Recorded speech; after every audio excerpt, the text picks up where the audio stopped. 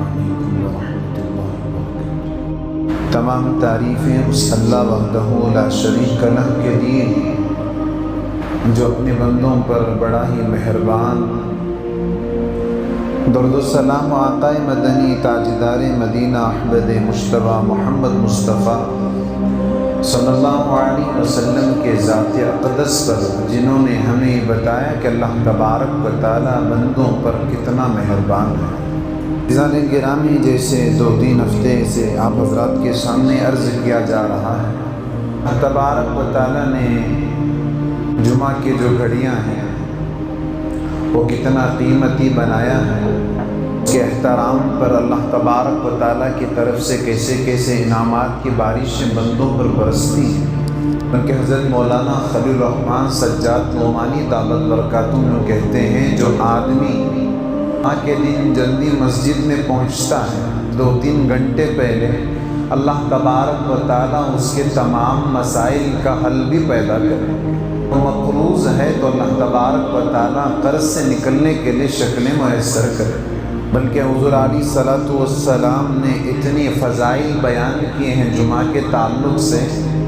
آقا نے فرمایا، جو آدمی صبح سویرے اٹھے جمعہ کی نیت سے، آدمی تجارت کے لیے تو اٹھتا ہی ہے، جمعہ کے غرض سے، جمعہ کی نیت کے ساتھ صبح سویرے اٹھتا ہے، اس کے بعد وہ غسل کرتا ہے۔ اکبر، یہ چھوٹے چھوٹے اعمال ہیں جس پر آقا علیہ الصلوۃ والسلام نے کہا غسل کرتا ہے، اس کے بعد اپنے کپڑوں میں سے کوئی کپڑا جو عمدہ ہے اسے پہنتا ہے، مسجد کی طرف پیدل چل کر آتا ہے، امام کے قریب بیٹھتا ہے، خطبے کو غور سے سنتا ہے، اس کے درمیان کوئی لایانی بیہودہ حرکتیں نہیں کرتا ہے۔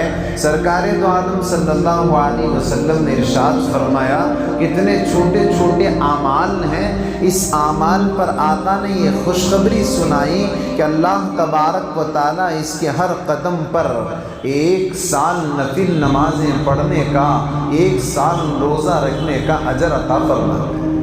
صحیح معنی میں اللہ تبارک و تعالیٰ ہمیں جمعہ کی قدردانی کی توفیق عطا فرمائے۔ دوستو، اگر مسلمانوں کے دلوں کے اندر اسلام کے چھوٹے چھوٹے باتوں پر اگر عمل آ جائے، اہتمام آ جائے، پھر چاہیے یہ تھا کہ نبی علیہ الصلوۃ والسلام نے جو عمل کیے ہیں اس پر اپنے جان کو چھڑکتا، آقا علیہ الصلوۃ والسلام کے فرمان کے سامنے اپنے آپ کو قربان دے دیتا۔ یہ ہونا چاہیے تھا، لیکن یہ دیکھا جا رہا ہے کہ جمعہ کی اتنی زیادہ فضیلتیں بیان کرنے کے ساتھ بھی مسلمان ایسے وقت میں پہنچتا ہے، امام صاحب سلام دے کو دوسرے سلام میرا ایتے وقت میں بھی حضرات میں آتا چلتا۔ آقا علیہ السلام کا ایک عمل بھی ہے، پھر ساتھ میں آقا علیہ السلام نے فضیلتیں بھی بتائیں۔ آقا کا عمل کرنا ہی مسلمانوں کے لیے کافی تھا، وہ اس عمل پر برمٹتے، اور اندازی ہوتی کہ دیکھو بھائی یہ میری صف ہے، یہ میری جگہ ہے، اس طرح مسلمان لڑ کر اس جگہ کو قبضہ کرتا ہے۔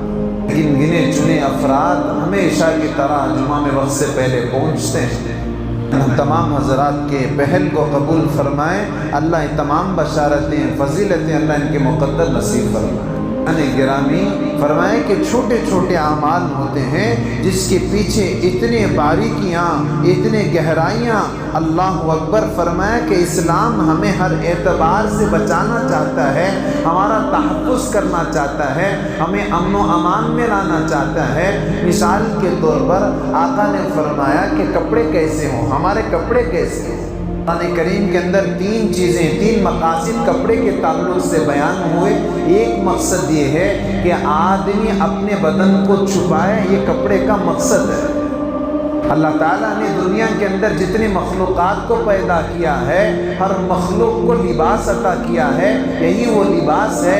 آدم علیہ السلام، حوا علیہ السلام دونوں جنت میں ہیں۔ اللہ تبارک و تعالیٰ نے کہا اس درخت کے قریب نہ پہنچنا، دونوں گئے اور اس کو کھا لیا۔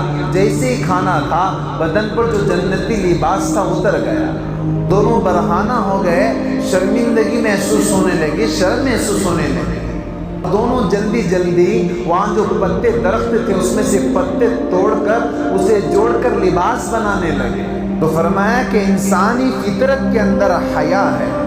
ایک سنجیدہ انسان فرمایا کہ ہرگز برہنہ ننگا رہنا پسند نہیں کر سکتا، بلکہ کسی گھر میں جب بچہ پیدا ہونے کی خوشخبری سنائی جاتی ہے کہ فلاں دن بچہ ہونے والا ہے، کچھ افراد ہسپتال پہنچ گئے تو بچہ پیدا ہونے سے پہلے کپڑے لے کر پہنچ جاتے ہیں۔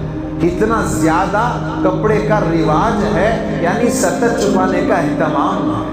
اللہ تبارک و تعالیٰ نے انسان کے علاوہ جتنے مخلوقات کو پیدا کیے ہیں، چاہے نباتات ہو یا جمادات ہو، فرمایا کہ اللہ تعالیٰ نے انہیں لباس عطا کیا ہے۔ درختوں کو چھالوں کے ذریعے سے، جانوروں کو کھالوں کے ذریعے سے اللہ تبارک و تعالیٰ نے قدرتی طور پر انہیں لباس عطا کیا ہے۔ جب وہ پیدا ہوتے ہیں کپڑے کے ساتھ پیدا ہوتے ہیں، فرمایا جن علاقوں میں سردیاں زیادہ ہوتی ہیں ان علاقوں کے جانوروں کے کھالیں کیا ہوتی ہیں؟ موٹی ہوتی ہیں، ان پر بال زیادہ ہوتے ہیں، اور فرمایا جن علاقوں میں گرمیاں زیادہ ہوتی ہیں وہاں کے جانوروں کے کھال پتلے اور بال بھی کم ہوتے ہیں، اور ان جانوروں کے اندر گرمی برداشت کرنے کی صلاحیت ہوتی ہے۔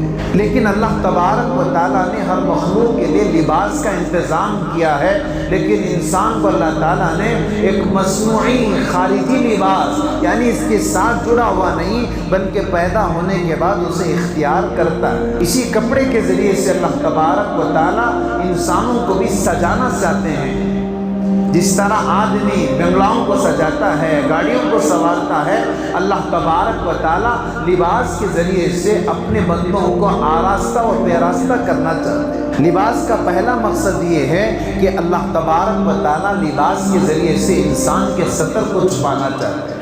انسان کا ستر یعنی ناف سے لے کر گھٹنوں کے نیچے کا جو حصہ ہے مردوں کا، عورتوں کے لیے پورا جسم ستر ہے، اس کو چھپانے کے لیے فرمایا کہ اللہ تعالیٰ نے لباس کو اس لیے اتارا، پہلا مقصد یہ ہے ستر عورت کو چھپایا جائے۔ اس کے لیے پہلا شرط یہ ہے کپڑا مکمل ہو، ادھورا نہ ہو۔ ایسا کپڑا پہننے کی شریعت مطہرہ اجازت نہیں دیتی ہے جس کے پہننے کے بعد ستر کا حصہ نظر آ رہا ہے، کھلا پڑا، چاہے مرد ہوں عورتیں ہوں۔ فرمایا کہ اگر کوئی آدمی کپڑا پہنتا ہے لیکن اگر ستر کا حصہ کھلا ہوا ہے تو سرکار دو عالم صلی اللہ علیہ وسلم نے فرمایا جو مرد جو عورتیں اپنے ستر کے حصے کو دکھاتے ہیں نہ وہ جنت میں جائیں گے نہ انہیں جنت کی خوشبو میسر ہوگی۔ تو اس کے لیے سب سے پہلے ان کے لباس مکمل ہوں، دوسرا فرمایا ان کے لباس موٹے ہوں۔ اگر کپڑا پتلا ہوگا کپڑا پہن کر بھی آدمی برہنہ نظر آئے گا، اس لیے فرمایا کہ ستر عورت کے چھپانے کے لیے کپڑا مکمل بھی ہو اور مکمل ہو لیکن پتلا ہو۔ اس لیے فرمایا کپڑا مکمل بھی ہو موٹا بھی ہو، تیسرا فرمایا چست نہ ہو بلکہ خوشادہ ہو، ڈھیلا ڈھالا ہو۔ کہتا ٹائٹ آدمی کپڑا پہن رہا ہے کہ اس کے اندر سے بدن کے پورے باڈی نشیب و فراز کا اندازہ معلوم ہو رہا ہے، تو ایسے کپڑے پہننے پر بھی وہی وعیدیں ہیں۔ آقا نے فرمایا ایسا آدمی جو کپڑا پہن کر بھی قرب قیامت کے نزدیک ننگے نظر آئیں گے، آقا نے فرمایا ان کے لیے اللہ تعالیٰ جنت کو حرام کریں گے، جنت کی خوشبو کو سونگھ نہیں سکیں گے۔ اور دوسرا مقصد اللہ تبارک و تعالیٰ لباس کے ذریعے سے چاہتے ہیں کہ بندے کو آراستہ کیا جائے، بندے کو سنوارا جائے۔ کہ فرمایا کہ زینت کا ایک مقصد یہ ہے میرے دوستوں، فرمایا کہ طہارت اس کپڑے میں ہو۔ کپڑا دکھنے میں تو صاف ستھرا ہے لیکن پیشاب پاخانہ لگا ہوا ہے، ایسا نہ ہو۔ کپڑا پاک ہو، طہارت والا ہو اور اس کے بعد نظافت والا ہو، کہ مٹی لگی ہوئی ہے، میلا کچیلا ہے، نہیں اگر پیشاب پاخانہ نہیں لگ کر ہے، ارے پسینے کی بدبو نکل رہی ہے، اس طرح کے کپڑے نہیں بلکہ نظافت والا اور پھر جاذبیت والا ہو، ایسا کپڑا کہ لوگ دیکھے تو سمجھ میں آئے یہ آدمی ٹھیک ٹھاک کپڑا پہنا ہو۔ جیسے بار بار میں کہتا ہوں ہمارے یہاں جو ہے فرمایا ٹھیک ٹھاک صحیح ہے، فیشن والا کپڑا نہیں، سیدھا سادہ والا کپڑا پہننے کی شریعت مطہرہ اجازت دیتی ہے۔ فرمایا کہ اگر کوئی مالدار ہے اس کے لیے فرمایا کہ اچھے کپڑے پہنے ہیں۔ اس اچھے کپڑے کا پہننے کا مطلب یہ نہیں ہے کہ ٹپ ٹاپ پر آ جائے کہ وہاں ایک ڈیزائن یہاں ایک ڈیزائن، ایسے کپڑے پہننے کی شریعت مطہرہ اجازت نہیں دیتی ہے جس کپڑے کے پہننے کے بعد آدمی عورتوں نما لگ رہا ہے۔ عورتوں جیسے لگ رہا ہے یا عورتوں کے پہننے کے کپڑے جیسا لگ رہا ہے، اسے پہننے سے بھی منع کرتی ہے۔ اسی لیے ٹھیک ٹھاک ہونا چاہیے، ٹپ ٹاپ نہیں ہونا چاہیے۔ فرمایا کہ طہارت بھی ہو، اس کے اندر نظافت بھی ہو، اس کے اندر جاذبیت بھی ہو۔ سرکار دو عالم صلی اللہ علیہ وسلم نے پوری زندگی سیدھا سادہ کپڑا پہنا ہے۔ ایک موقع پر آقا علیہ السلام نے 2000 سونے کے سکے ایک کپڑے کے بدل میں دے کر اس کپڑے کو استعمال فرمایا، لوگوں کو بتایا اگر اللہ نے تمہیں مال دیا ہے تو ایسے کپڑے پہنو کہ لوگوں کو معلوم ہو جائے کہ اللہ نے تمہیں مال کی دولت سے سرفراز کیا ہے، مالا مال کیا ہے کپڑے کے ذریعے سے۔ اگر آدمی مالدار ہے، کپڑے سے غربت ظاہر کر رہا ہے تو یہ بھی ایک قسم کی ناشکری ہے۔ تو فرمایا تیسرا کپڑے کی قسم ہے لباس التقوی ذالک خیر۔ اللہ نے کہا ایک لباس تقوی ہے جسے لباس متقین کہتے ہیں۔ ہمارے درمیان میں موجودہ زمانوں میں جو اللہ والوں کے لباس ہیں ان لباسوں کو اختیار کرنا۔ اور دوسرا فرمایا جس طرح آدمی ظاہری کپڑے سے، میل کچل سے، سردی گرمی سے بچتا ہے، اسی طرح اللہ تعالیٰ کہہ رہے ہیں کہ ایک باطنی اندر بھی ایک جسم ہے جسے ہم تقوی کے ذریعے سے لبادہ اوڑھیں، تقوی کے ذریعے سے اسے لباس پہنائیں۔ جس طرح آدمی باہر کے کپڑے سے، گندگی سے بچتا ہے، جب اندر تقوی کا پردہ لگتا ہے وہ گناہوں سے بچتا ہے۔ جس طرح ظاہر میں آدمی کپڑوں کے ذریعے سے زینت حاصل کرتا ہے، جب بدن چمکتا ہے، اسی طرح تقوی سے دل چمکتا ہے۔ تو اللہ تبارک و تعالیٰ نے ہمیں یہ کہا کہ لباس کیسا ہو۔ ایک چھوٹے چھوٹے باتوں کو بھی قرآن کریم اللہ کے نبی علیہ السلام نے ہمیں بتایا کہ کیسے رہنا چاہیے، کیا انداز ہونا چاہیے۔ یہ باتیں اللہ کے نبی علیہ السلام نے حضرات فقہا نے اس پورے قرآن و حدیث کے اندر سے لباس کے متعلق جتنے باتیں اس کو بیان کیا کہ فرمایا کہ لباس کیسا ہو۔ اللہ کے نبی علیہ السلام نے کہا عورتوں کے جیسا لباس مت پہنو، مردوں سے کہا عورتوں جیسا نہ پہنو، عورتوں سے کہا مردوں کا لباس اختیار نہ کرو۔ آقا نے کہا غیروں کے کپڑے نہ پہنو، غیروں کے ساتھ مشابہ ہونے والے کپڑے سے بھی اپنے آپ کو بچاؤ۔ ایک آدمی اگر آپ تجربہ کرنا چاہیں تو 1 مہینے کسی اللہ والوں جیسے لباس اختیار کریں، کرتا پاجامہ پہن لیں، سر پر عمامہ باندھ لیں، 1 مہینے تک رہیں، آپ خود محسوس کریں گے کہ اس لباس کا آپ پر کیا اثر ہے۔ اگر کسی گنہگار، خواہشاں، گنہگار، بدکار لوگوں کے کپڑوں کو پہن کر آپ آزمائیں، اس کا بھی اثر ہوگا، آپ اندر خود تبدیلیاں محسوس کریں گے۔